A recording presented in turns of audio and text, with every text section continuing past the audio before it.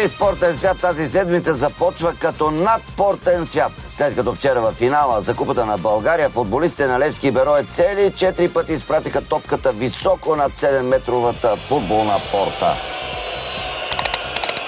Сают над вратата. Амир Сают от Берое не порази вратата, а гидката на старозагорците зад нея. Така той благодари на феновете за подкрепата. Следващия... Над вратата. Жао Силва от Левски зарадва някого от старозагорските запалянковци с още една топка за вкъщи. Над вратата. Следващия... Над вратата. След изпълнението на Дъстлин Милдер, птичките, които летят над терена в Ловеч, намаляха с една. Следващия...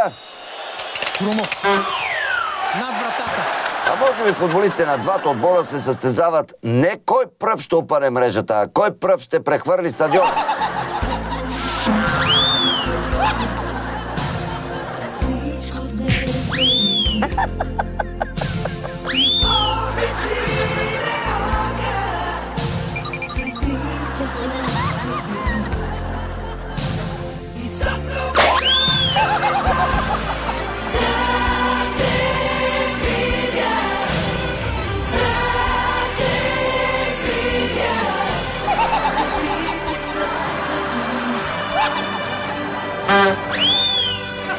Тези играчи биха имали успех, но не във футбола, а в ръгбито. Там вратите ще се им тъкмо по мярка. При такива дуспаджи вратарите във футбола са излишни. А Стефан Велев от Левски е истински герой. Той поне уцели гредата. Футболистите от българското първенство изпитват сериозни затруднения с кожаното кълбо. Не само когато той е в покой, върху бялата точка, но и когато е в движение. За доказателство прилагам изявата на испанеца Идалго от Черно море. Топката или е клъскала, или капа.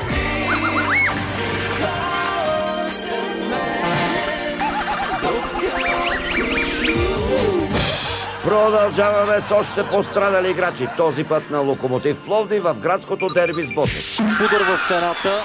С един куршум, два заека. Или в случая с един удар от фал, две зебри в черно-бяло. Вместо да извлече ранените си съотборници в страни от вражеския огън, футболист на Локо яростно цепи с топката още един свой съиграч. Състоянието на един от двамата геройски паднали в битката за Пловдив, Христо Златински, обаче се оказа по-сериозно.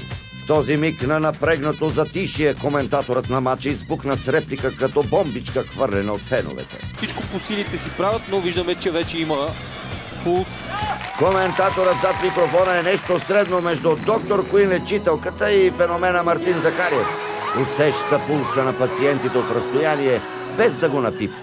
Явно ситуацията е била на живот и смърт, но след тази мъдра забележка трябва да сме спокойни за здравето на момчето.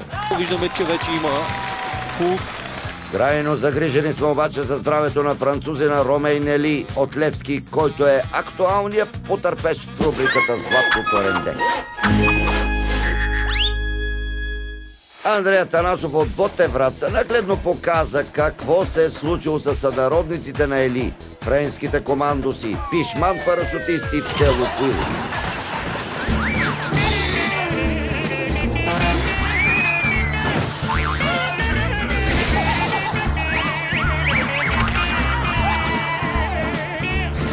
На човек му става непоносимо тежко, като види колко мъка и болка има по българските терени.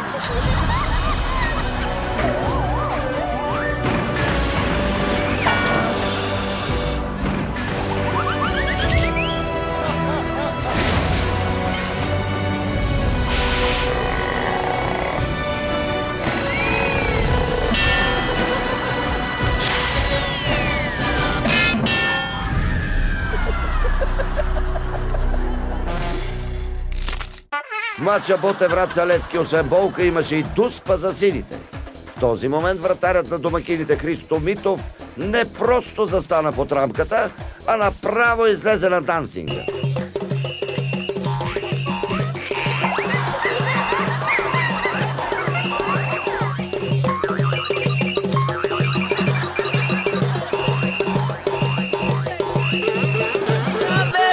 Стражът на Врачани очевидно беше възприел шантавите движения на поляка и Ежи Дудек от преди години. И докато Дудек се раду и спаси дуспата, то Гари Родригес от Левски като по чудо вкара от бялата точка, оставяйки вратаря Митов само с потенциална покана от Dancing Stars, което пък със сигурност е по-добре от потенциално посещение в бърза помощ. Това е и спортен свят, безпощаден до доказване на противното.